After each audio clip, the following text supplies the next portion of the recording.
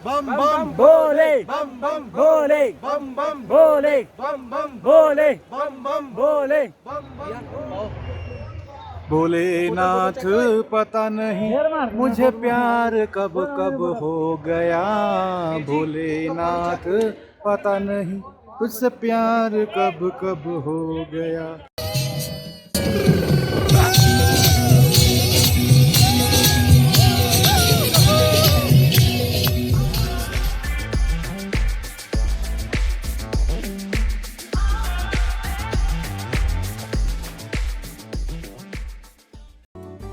जय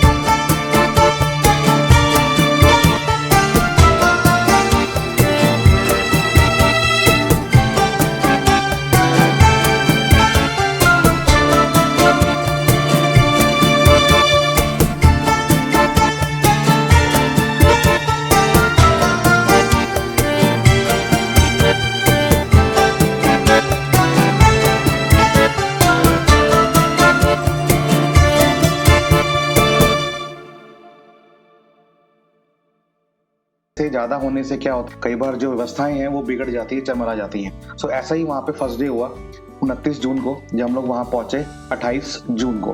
सो RFID card जब उन्होंने मुझे बताया कि वहाँ पे 3 घंटे लगे हैं, ऐसे ही हम ट्रेन से उतरे और बाहर की ओर निकले। सो बाहर निकलते ही राइट हैंड साइड पे वहाँ पे लिखा हुआ है RFID कार्ड अथा आधार ऑथेंटिकेशन। सो वहाँ पे जब मैं गया तो वहाँ पे मुश्किल से मुझे 5 मिनट लगे, और हम लोग वहाँ पे टोटल 4 लोग थे, तो हमें कुल मिला के 10 से 12 मिनट लगे होंगे। और हमने वहाँ पर ऑथेंटिकेट किया अपने आधार कार्ड को अपने थंब इंप्रेशन के साथ, और हमें RFID कार्ड वहीं से मिल गया। तो जब मैंने उनको बताया इस चीज़ के बारे में तो वो लोग बहुत खुश हुए, क्योंकि उन्होंने कहा कि जो चीज़ हमें सुबह 2 घंटे लगे थे, अभी जाके देख रहे हैं तो वहाँ पे लाइन डबल से भी ट्रिपल कई गुना है। सो इस बात का हमें खुशी हुई कि एटलीस्ट हमने उस चीज को बाहर रह के भी कर लिया, बिना भगवती बेस कैंप आए भी। उसके बाद हमने वहां से ऑटो किया, और हम लोग 4 लोग थे, तो ऑटो ने हमसे लिया 200 रुपया वहां तक पहुंचने के लिए। और जब वहां पहुंचे तो उस समय टाइम था तकरीबन 4 बजे का, और लाइन इतनी बड़ी थी कि हमें अंदर आने के लिए कम से कम 3 घंटे लगे। और 3 घंटे भी कब लगे, जब हमने लाइन को बाईपास किया चीटिंग करके। देखो, बोले के दरबार पे हैं तो झूठ नहीं बोलूंगा, लेकिन ये सच्चाई है। क्योंकि पुलिस वाले ने जब कहा, आर्मी पर्सन ने कहा कि आप लेफ्ट हैंड साइड से अपना बैग स्कैन करके अंदर जाएं, सो मैंने स्कैन करवाया और अंदर गए। अंदर जाते ही वहाँ पे हमें वापस आना था, और आना था राइट हैंड साइड की लाइन में। लेकिन ऐसा नहीं हुआ, मैं आगे निकल गया। अब आगे निकल गया तो वहां से कहते कि दोबारा पीछे आओ राइट लाइन में। तो जब मैं वहां पे गया तो तकरीबन उस समय के दौरान तकरीबन 60 से 70 बंदा और ऐड हो गया। तो ये बहुत दुविधा का केंद्र बना मेरे लिए कि अब क्या करें। तो फिर जब मैंने ये बात पुलिस वाले को बताई तो उन्होंने क्या बोला, उन्होंने बोला कि आप किसी से रिक्वेस्ट करके या फिर ऐसे ही लाइन में एक बंदा आ जाए, फिर एक एक करके आहिस्ता आहिस्ता खींचते चला जाए। सो हमने कुछ फिर ऐसे ही किया, और इतना करने के बावजूद भी फिर भी हमें 2 घंटे लगे उस लाइन के अंदर एंटर करने के बाद बिल्डिंग के अंदर आने के लिए। सो कहने का मतलब ये है कि वहाँ पे हमने हल्का सा चीट किया with the help of police personal और हम लोग वहाँ पे एंटर किया। एंटर करने के बाद वहाँ पे हमने भंडारा किया और बाबा जी की वहाँ पे सेवा की, क्योंकि वहाँ पे फर्स्ट डे था और यात्री बहुत ज़्यादा थे, सेवादार बहुत कम थे। तो अनाउंसमेंट हुई वहाँ पे भंडारा वालों की तरफ से कि कोई भी फीमेल या मेल अगर कोई चपाती या कोई लंगर में सेवा करना चाहता है तो आ सकते हैं। तो हम लोग तो वैसे ही बड़े इस चीज़ों में आगे रहते हैं, तो हम लोगों ने वहाँ पे गए, चपातियाँ लेडीज़ बेल रही थी, हमने उनको सेका और उनको तवे पे रखा, तवे पे रख के सेका और उनको टोकरी में डालते चले गए यात्रियों के भोजन की व्यवस्था करने के लिए। सो ऐसा कुछ हमारा एक्सपीरियंस रहा।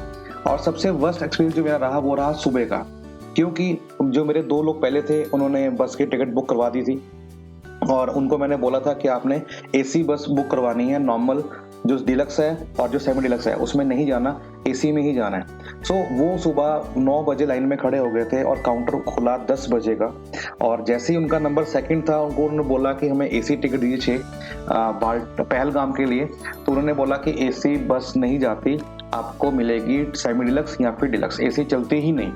सो उन्होंने अपने दिल पे हाथ रखे, गर्मी को देखते हुए उन्होंने वो टिकट खरीद ली और हमें बोला कि आप सुबह 3 बजे ग्राउंड में आ जाना।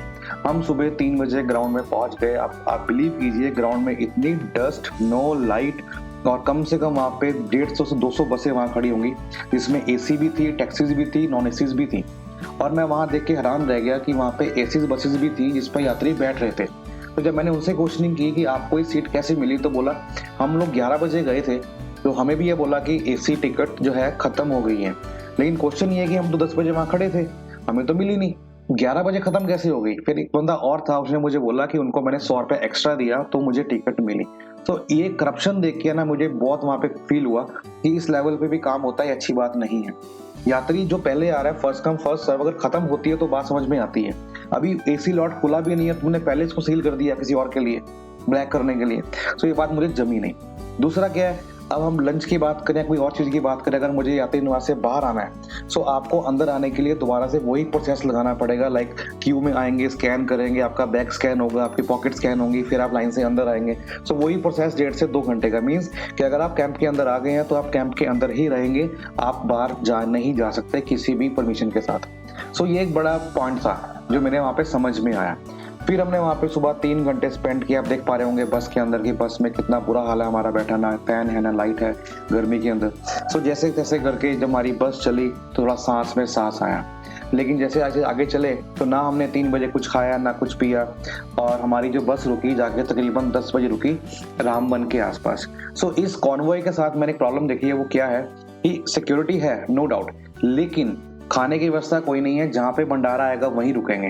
अब भंडारा जब आया तो प्रॉब्लम पता क्या हुई, ये 100 गाड़ियां हैं तो हमारी गाड़ी तकरीबन 70-80 नंबर पे गाड़ी होगी, और क्योंकि हमारा जत्था पहला था तो जैसे भंडारा आया तो आप देखो कि अगर 100 गाड़ियां लाइन में खड़ी हैं तो हमारा नंबर तकरीबन 1 किलोमीटर चला जाएगा पीछे ऑटोमेटिकली।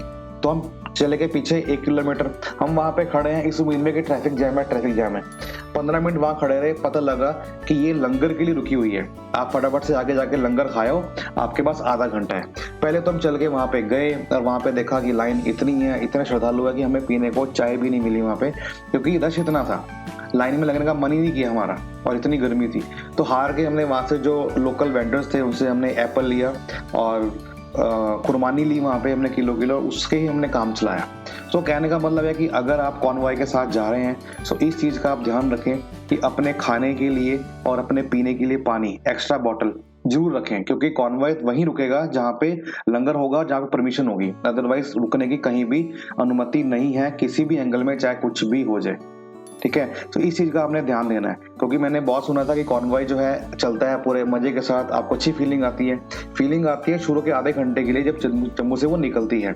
लेकिन जैसे जैसे समय बीतता है, प्यास लगती है, भूख लगती है और गाड़ी रुकती नहीं है, फिर वही जी का जंजाल बन जाता है।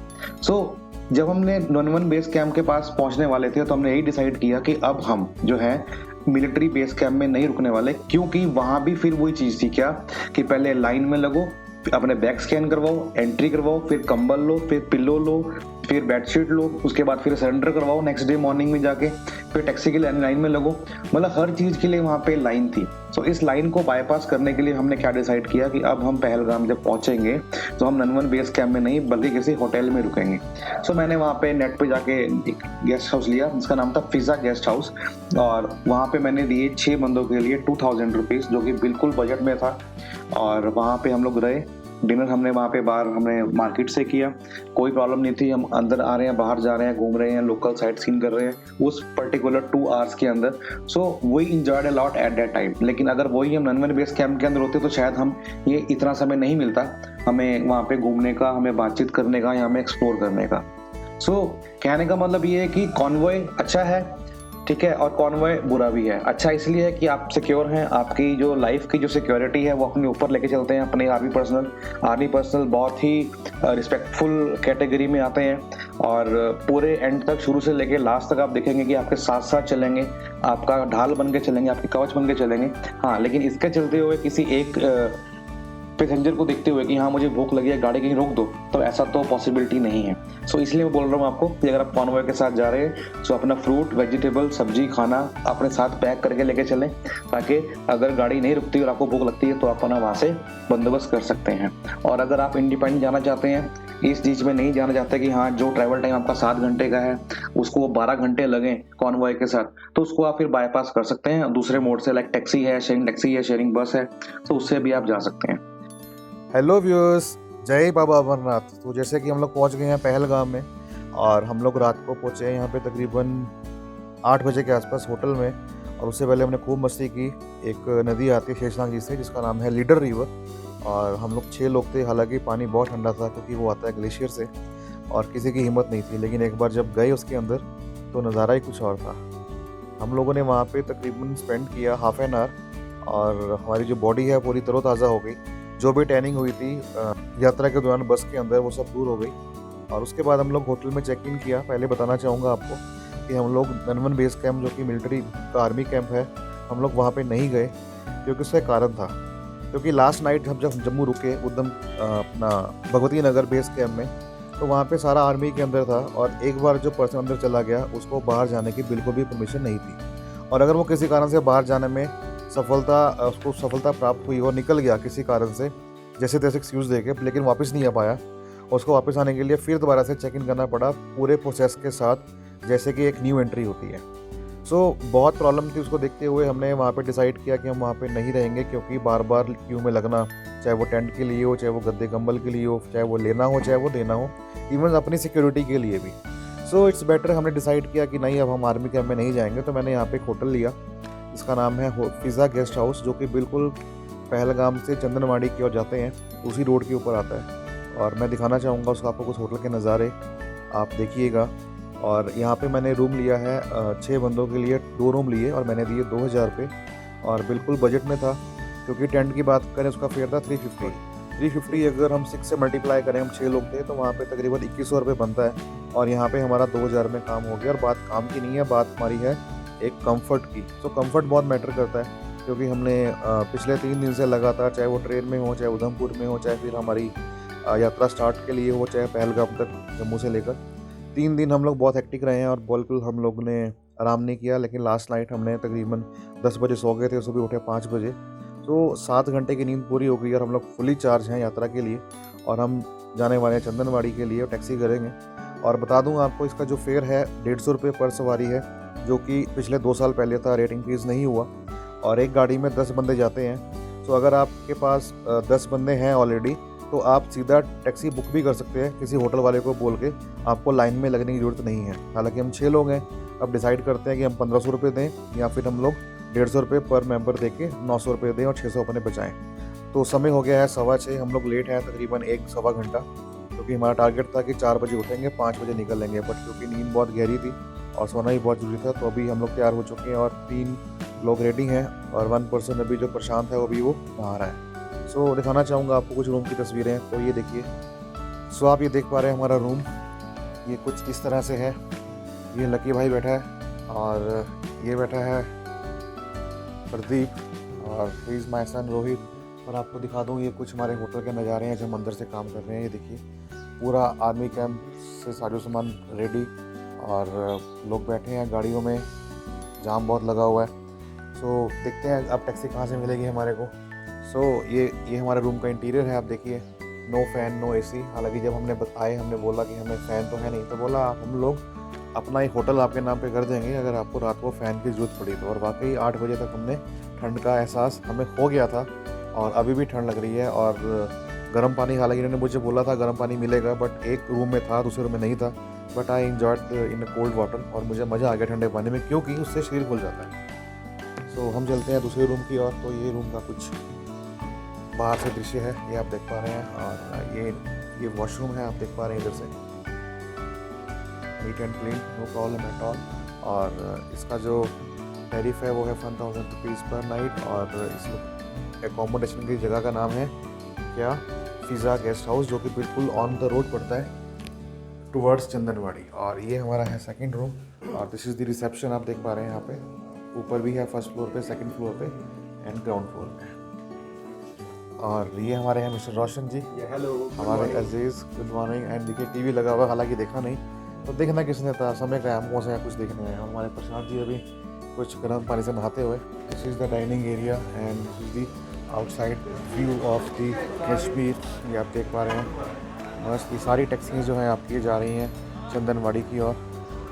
आर्मी की वजह से मैं बाहर नहीं जा पाऊँगा क्योंकि थोड़ी सी प्रॉब्लम हो सकती है। तो ये देखिए आप देख पा रहे हैं रश दूर दूर तक। तो गाइस अभी तकरीबन टाइम हुआ है 6:30 और अभी हमारा एक बंदा रेडी हो रहा है, वो सबसे लेट उठे हैं। लेट सोने के बाद अभी नहा रहे हैं वो, उसका हम जाएंगे चंदनवाड़ी। वहाँ से हमने ट्रैकिंग स्टार्ट करनी है पहलगाम से 34 किलोमीटर। तो ये हमारे जो लाइट उठे हैं और अभी रेडी हैं जाने के लिए, इसकी हम वेटिंग कर रहे थे। सो कुछ बताना चाहेंगे, आपके साथ रूबरू होंगे। इस मिस्टर प्रशांत, क्या कहना चाहेंगे आप? हेलो, गुड मॉर्निंग, कैसे आप सब? अभी हम लोग यहाँ पे अच्छे से रात को रेस्ट किए और ये रेस्ट हमको आई थिंक सो 2 दिन के बाद मिला है, जहाँ पे नींद थोड़ी पूरी हुई है, जिसे हम कह सकते हैं हम बिल्कुल फ्रेश है। यहाँ पे एवरेज सब कुछ सही था, बट गर्म पानी ने हमारे पैसे वसूल लिए हैं। लाइक गर्म पानी हाँ लिमिटेड, बढ़िया, अच्छे से जितना मर्जी दिल खोल के नहाओ, सारी थकान उसी से गायब हुई है। और अभी काफ़ी अच्छा लग रहा है, काफ़ी लाइट फील कर रहा हूँ आफ्टर बात। अभी देखते हैं, अभी जस्ट हमें ब्रेकफास्ट करना है एंड हम कहीं निकलेंगे यहाँ से। उसके बाद आगे का सफ़र आपके साथ हम शेयर करेंगे क्या कैसे होता है। देन मीट यू सून।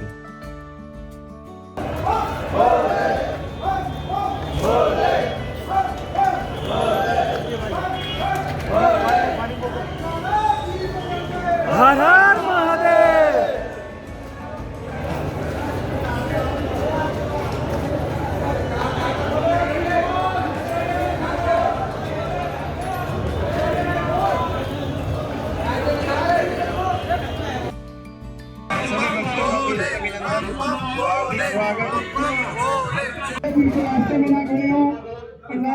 जय भोलेनाथ। सो जैसे कि आप देख पा रहे हैं, हमने अभी तक चंदनवाड़ी पहुंच गए हैं और अपना एंट्री परमिट दिखाते हुए जब एंटर किए, एंटर करते ही बाएं हाथ पे लेफ्ट हैंड साइड पे एक भंडारा है और वहाँ पे हमने अपना भोजन ग्रहण किया और बहुत ही अद्भुत, लाजवाब, कोई रश नहीं, नॉर्मल रूटीन में चल रहे हैं और क्यू में लोग आ रहे हैं, डिसिप्लिन के साथ काम हो रहा है। और यकीन माने अभी तक का जो मैंने भंडारा देखा है इस यात्रा के दौरान, जम्मू से लेकर अब तक, सबसे बेस्ट ये जगह। क्योंकि भीड़ होने के बावजूद भी इस कदर उन्होंने मेंटेन किया कि हम बता नहीं सकते। बहुत बढ़िया, ज़बरदस्त। तो हमने यहाँ पे साबूदाने की खीर खाई और चने खाए, 2 रोटी खाई और हल्की सी दाल, और हम चाय नाश्ता लेके चल रहे हैं। तो उम्मीद करता हूँ बाबा जी हमारे साथ साथ रहेंगे और हमारी हर तरह की मदद करेंगे। ये चढ़ाई बहुत कठिन है और मेरी जो ट्रैक है ये पहली बार होने वाला है, क्योंकि आई एम 44 ईयर्स ओल्ड। हालांकि जब मैंने देखी वीडियोस लोगों की पहले वाली, तो 65 या 75 तक के लोग जाते हैं, बट मेरे अंदर एक फोबिया है कि शायद ना चढ़ पाऊँ। बट आज मेरा भी इम्तिहान है और बाबा जी का भी इम्तिहान है। सो मिलते हैं, बने रहिए मेरे साथ। Now we have done our first dish and यहाँ आकर हमें बहुत अच्छा खाना मिला है। खाना ऐसा खाना है जो घर की तरह खाना, बिल्कुल ना मसाला ज़्यादा, ना ही कुछ भी, एकदम घर की तरह हम लोगों ने खाना खिलाया है बड़े इज्जत से, बड़े सम्मान से, बड़े आदर से। और यहीं से हिंदुत्व दिखता है और पता लगता है कि लोग सेवा कैसे करते हैं। बहुत ही अच्छा रहा हमारा यहाँ का पहला खाना। अब हम यहाँ से आगे यात्रा, अब हम आगे चलेंगे, फिर आपको आगे आगे अपडेट करते रहेंगे। चार लेकर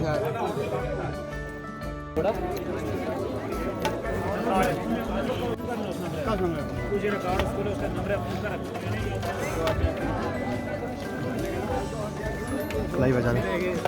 हर हर महादेव। मॉर्निंग। हाँ, हमारी स्टार्ट हो चुकी है। तकरीबन 100 मीटर आए। अब हमारा ट्रैकिंग पहला स्टॉप आएगा शेषनाग पिस्सू टॉप, पिस्सू टॉप, जो कि तकरीबन 2.5 किलोमीटर है, 2.5 किलोमीटर है और काफ़ी हाइट पर है। हमारी लाठी, हमारा साथी और भोलेनाथ का साथ, सबके साथ। जय बाबा अमरनाथ, जय बाबा अमरनाथ, जय बाबा अमरनाथ। हम बम भोले बम बम, भोले बम बम, भोले बम बम, भोले बम बम, भोले बम बम, भोले बम बम, भोले बम बम। भोले। मैं बताना चाहूँगा आपको कि जब हम यहाँ पे आए, जाखल मंडी वालों का भंडारा था पहला ही, बहुत ही धैर्यपूर्वक, बहुत ही प्यार से खिलाया और व्यवस्था इतनी ज़बरदस्त, कोई तकलीफ़ नहीं, बड़े प्यार से। जम्मू से लेके आपका यहाँ पहलगाम तक जो 2 भंडारे देखे मैंने कल ड्यूरिंग दी ट्रैक, वहाँ बहुत रश था, व्यवस्था अच्छी थी, लेकिन वो चरमरा गई थी क्योंकि डिसिप्लिन मेंटेन नहीं हो रहा था। तो कहते हैं जहाँ डिसिप्लिन हो वहाँ सब काम ठीक होते हैं। तो यहाँ सारा काम डिसिप्लिन से था। हार्डली हमें लगे 15 मिनट ब्रेकफास्ट करने में और अभी हम निकल चुके हैं यात्रा की ओर। पिस्सू टॉप जो है यहाँ से तकरीबन 2 से 2.5 किलोमीटर है और ये कहा गया कि बहुत कठिन चढ़ाई है। अब देखते हैं कि हम लोग बाबा के आशीर्वाद से इसे कितने बजे कवर करते हैं। सो अभी जो समय हुआ है मैं आपको दिखाना चाहूँगा। इस समय हुआ है 8:37। तकरीबन 8:45 होने में 8 मिनट है। सो ये भी हमारे लिए चैलेंज है कि मैं पता लगाना चाहता हूँ कि मैं ये ट्रैक कितनी जल्दी करता हूँ और मैं बिल्कुल भी भागूंगा नहीं, नॉर्मल चलूँगा छोटे छोटे कदमों के साथ। सो आप मेरे साथ बने रहें। ये आप देख पा रहे हैं मेरा बेटा रोहित मेरे साथ है, ये मेरा भाई रोशन, हर हर, और ये लकी, ये देख पा रहे हो। बहुत ही यात्री में उत्साह बाबा जी के दर्शन के लिए। जय भोलेनाथ। और ये देखते ही बनता है, यात्रा खोली है 3 साल के बाद और ज़बरदस्त। बताना चाहूँगा पहलगाम से लेके जो आपका फेयर है चंदनवाड़ी का, वो जो पहले था वही हुआ है, उसको नहीं बढ़ाया गया। पहले 150 रुपये था पर सवारी और अब भी 150 रुपये सवारी है। लेकिन हालांकि हमने 6 बंदे थे तो हमने 1200 रुपये दिए और टैक्सी हायर की, जो कि हमें बड़े आराम से यहाँ पर ले आया। और मनमोहक दृश्य कश्मीर की वादियों का, बाबा जी के साथ, सबका साथ। जय भोलेनाथ, जय बाबा बर्फानी, भूखे को अन्न, प्यासे को पानी। सो आप देख पा रहे हैं यात्रा के पड़ाव, ये वो दृश्य है, चढ़ाई शुरू। और अभी तक नॉर्मल आए थे, अब शायद एबनॉर्मल हो सकते हैं, पर बाबा जी की कृपा से सब निकल जाएगा।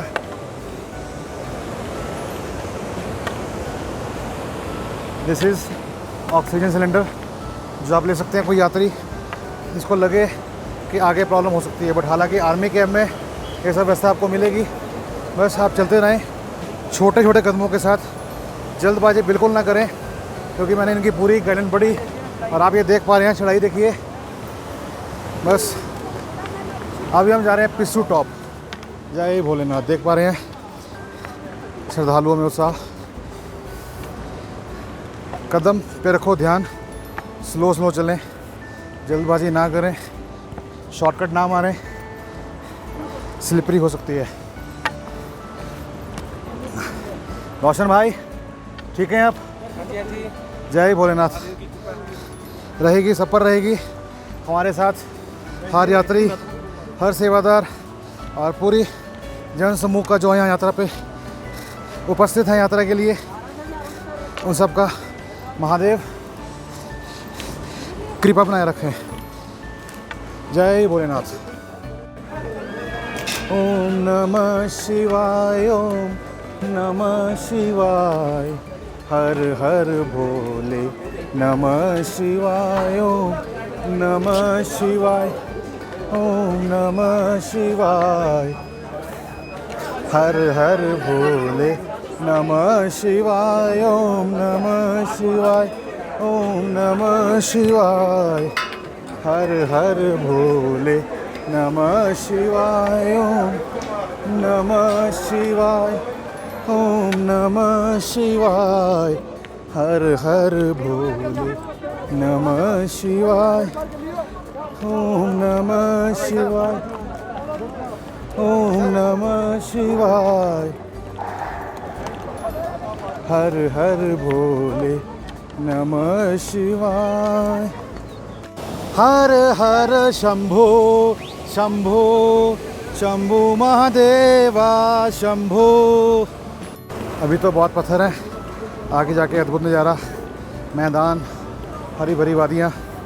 कहते हैं अगर आपने प्राकृतिक नज़ारों का नज़ारा लेना है तो आप इस रास्ते का चयन करें, क्योंकि ये रास्ता प्रकृति से भरपूर बहुत ही आनंद देने वाला है। जय भोलेनाथ। बाबा जी जय भोलेनाथ। जय भोलेनाथ। कहाँ से आ रहे हैं आप? यहाँ दिल्ली से आ रहे हैं। आपकी उम्र? मेरी उम्र ज़्यादा नहीं है, 65 साल की है। 65 साल की। बहुत बढ़िया। और मैं 2020 से आता हूँ। अरे वाह, बहुत बढ़िया। अरे बहुत बढ़िया। हाँ जी। और ये पिट्ठू बैग इतना ही वजन होता है हमेशा। एक बार तो फौजी होते हैं ना, ये सब वाले, अरे भाई दिखाना बैग, कहते हैं जी इसमें तो 17-18 किलो वजन है।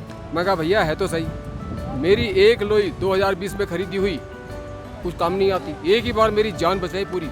सारे भीग गए बरसात में, सारे शरीर भीग गया, सारे कपड़े भीगे, एक लोई मात्र थी जिसने कि शेषनाग में मेरी जान बचाई। अरे वाह। तब से मैं उसको पीछा नहीं छोड़ता। और देखो इतना बैग है, सभी कहते हैं यार आशीर्वाद है भोले बाबा का। बोले ना।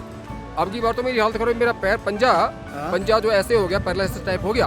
मैंने भोलेनाथ से कहा भोलेनाथ जी अब की बार क्या होगा, क्या बात है, नाराज हैं? अगर आपको बुलाना है तो मुझे स्वस्थ कर दो। खैर मैंने थेरेपी वगैरह है जो मेरा फर्ज था, लेकिन मैं 95% ठीक हो गया। थोड़ा सा सुनपन है, पर भोलेनाथ जी अपना आप पार करेंगे। जय बोले हर हर महादेव, हर महादेव, जयकारा वीर बजरंगे, हर हर महादेव। सो रोशन भाई, हाँ जी सर। हम तकरीबन 300 मीटर आए और चढ़ाई कैसी थी? बहुत अच्छी थी, बहुत अच्छा लगा चढ़ के, बहुत अच्छी थी, बहुत अच्छा लगा चढ़ के। पहले तो हम लोग हिम्मत ही हार चुके थे, मगर बाबा की कृपा और बाबा की मेहर से हम लोग ऊपर चढ़ चुके हैं। बस आगे भी चढ़ते रहेंगे बाबा की कृपा से। बाबा हिम्मत देते जा रहे हैं हमें। ये आप देख पा रहे हैं, ये तकरीबन ऊपर ये येलो हट, ये हमारा एक पॉइंट है जहाँ पे लोग दिख रहे होंगे आपको। और हमें आप ये लगा लो, हमें ये बिल्कुल ऊपर जो टॉप पे आपको दिख रही है चोटी, हमें वहाँ तक पहुँचना है, उसको बोलते हैं पिस्सू टॉप। उसके बाद फिर चलेंगे टुवर्ड्स शेषनाग। आई होप कि आप मेरे साथ यात्रा एंजॉय कर रहे होंगे। ये देखिए लंगर, ये देखिए श्रद्धालु का प्यार भोले बाबा के प्रति। सब कुछ दिया मेरे भोले बाबा, सब कुछ दिया। जय भोलेनाथ, जय भोलेनाथ, जय भोलेनाथ।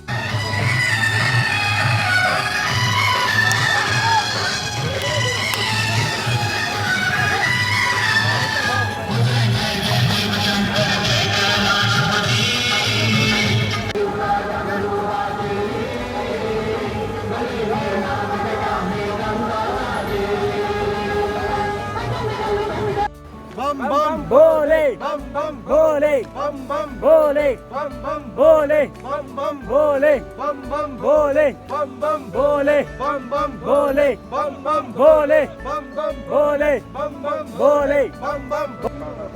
पेट भी अंदर चल रही, ऑलरेडी अंदर है। So guys, we just covered the half of distance of towards पिस्सू टॉप। पिस्सू टॉप हम तकरीबन 1 किलोमीटर और है और हमने आधा रास्ता तय कर लिया है। चढ़ाई वाकई खड़ी है, बट सुना है बहुत दूर है केदारनाथ, बहुत दूर है अमरनाथ, पर पहुंच जाते हैं वहाँ जहाँ हो हमारे क्या भोले बाबा का भोलेनाथ। भोलेनाथ पता नहीं मुझे प्यार कब कब हो गया, भोलेनाथ पता नहीं तुझसे प्यार कब कब हो गया।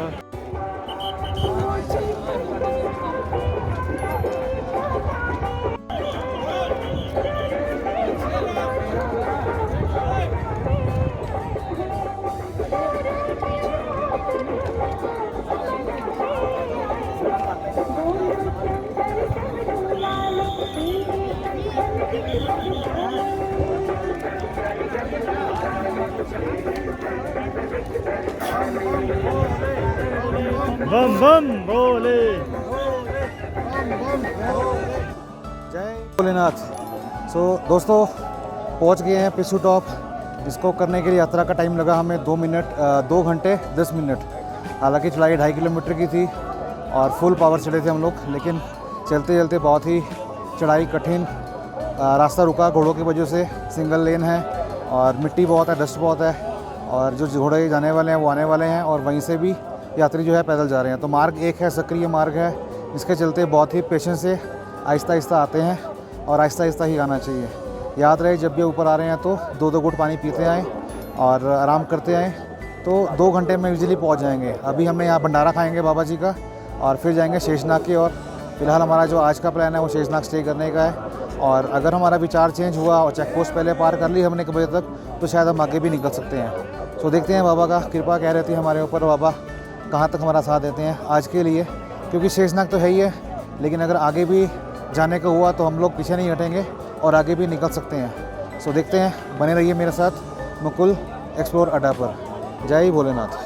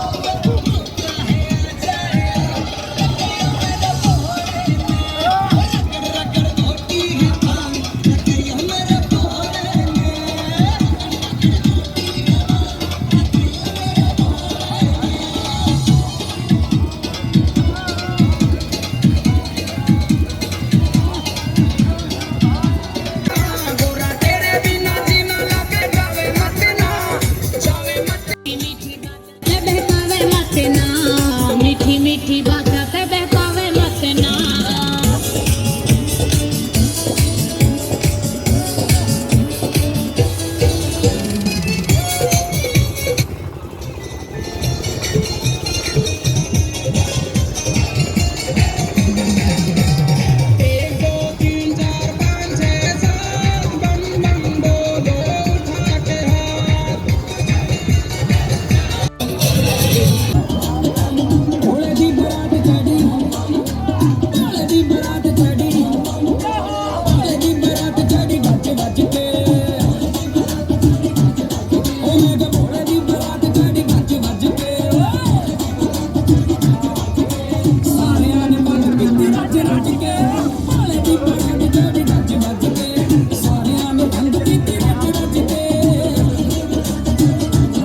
डांस करने के बाद हम लोग निकल पड़े आगे शेषनाग की ओर, जिसका रास्ता और भी कठिन था।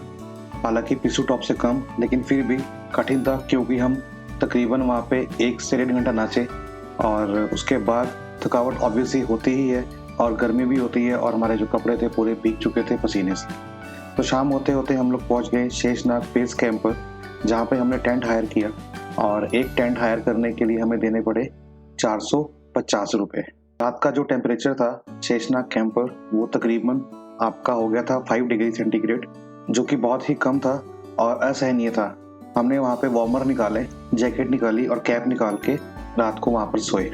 इसके बाद सुबह हम लाइन में लगे 5 बजे, क्योंकि हमें कहा गया था कि आगे के लिए जो आपकी एंट्री है शेषनाग से महागुना टॉप के लिए वो शुरू होगी 5 बजे, बट किसी कारणवश उसको लेट कर दिया गया और वो यात्रा स्टार्ट हुई हमारी 6 बजे।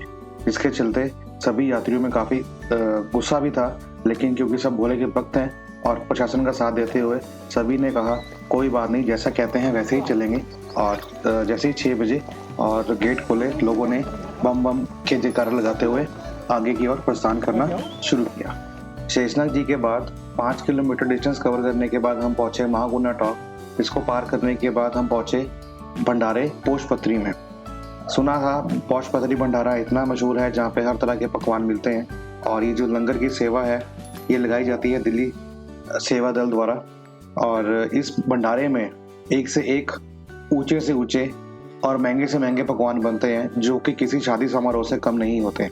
जैसा कि आप स्क्रीन पर देख पा रहे हैं, मीठे की बात करें या नमकीन की बात करें या स्नैक्स की बात करें तो इसमें चाप, चाउमीन, पिज़्ज़ाज, बर्गर्स, 5-6 तरह की खीर, 4-5 तरह के चावल, paneer tikka, cheese chilli, mushroom, malai chaap and चने, ब्रेड जैम, ब्रेड बटर, हर चीज़, इवन के पराठे, uttapam, dosa, rava dosa, idli sambar, everything is available. तो इसको कोई देखेगा तो कोई बोल नहीं सकता कि ये कोई लंगर है, बट एक्चुअल में ये लंगर है।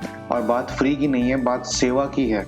जब इनसे मैंने क्वेश्चन किया कि अगर मैं कुछ सेवा देना चाहूँ आपको तो उसका क्या तरीका है, उसका मोड क्या है, क्या कहीं कैश जमा होता है, वो बोलते नहीं, हमारी ब्रांचेस हैं, कोई भी यहाँ पे सेवादार आपसे कैश नहीं लेगा और ना ही आप दीजिएगा किसी को। आपको अगर देना चाहते हो तो हमारे सामने एक बोर्ड पे लिखे हुए अकाउंट नंबर्स, हमारी ब्रांच में हमारे अकाउंट नंबर में आप पैसा ट्रांसफर कर सकते हैं। आपका जो पैसा है आपके इस सेवा में लग सकता है, लेकिन उसके अलावा दूसरा कोई मेथड नहीं है। तो ये जानकर मुझे बहुत अच्छा लगा कि एटलीस्ट कम से कम जो भी वो पैसा है ट्रस्ट का वो उनके अकाउंट में ही जा रहा है, इसका कोई भी मिसयूज होने का कोई सवाल ही पैदा नहीं उठता। जैसा कि आप स्क्रीन पर देख पा रहे हैं, तरह तरह के पकवान हैं जो कि सिर्फ और सिर्फ श्रद्धालुओं के लिए ही हैं, भोले भक्तों के लिए ही हैं। जय ही भोलेनाथ। पोशपत्री से निकलने के बाद हम तकरीबन 12:30 के लगभग बाबा जी की गुफा में पहुंच गए, और वहाँ पे बहुत रश था घोड़ों की वजह से। एक तो वहाँ डस्ट पार्टिकल्स बहुत उड़ रहे थे, और जहाँ पे स्नो एरिया था वहाँ पे पैर भी स्लिप हो रहे थे। सो हमसे वहाँ पे गलती क्या हुई कि जब हमने घोड़े वाले वहाँ में उतारा तो वहाँ से गुफा तक का ट्रैक जो था तकरीबन 1.5 किलोमीटर का था, और वहाँ हमें लोगों ने बोला कि आगे घोड़ा जाने की अनुमति नहीं है, तो आपको यहीं उतरना होगा। तो वहाँ पे जो लोकल वेंडर्स थे, जो शॉपकीपर्स थे, जो प्रसाद बेचते हैं, उन्होंने कहा कि अगर हम आगे जाएंगे तो आपको जो मोबाइल का पैसा देना होगा क्लॉक रूम के लिए, और बैग का भी लगेगा, अगर आप यहाँ करेंगे तो आपको यहाँ पे फ्री ऑफ कॉस्ट दिया जाएगा, क्योंकि आप हमारे मेहमान हैं और हम आपकी खातिरदारी करना चाहते हैं, तो हमें सेवा का मौका दीजिए। हम लोग 6 लोग थे, अभी 3 लोग पीछे थे और 3 लोग आ चुके थे, जिसमें मैं भी बीच में एक था। तो हमने वहाँ पे डिसाइड किया कि चलो कोई बात नहीं, हम लोग सामान यहीं रख देते हैं और यहाँ पे फ्रेश हो लेते हैं और नहा लेते हैं।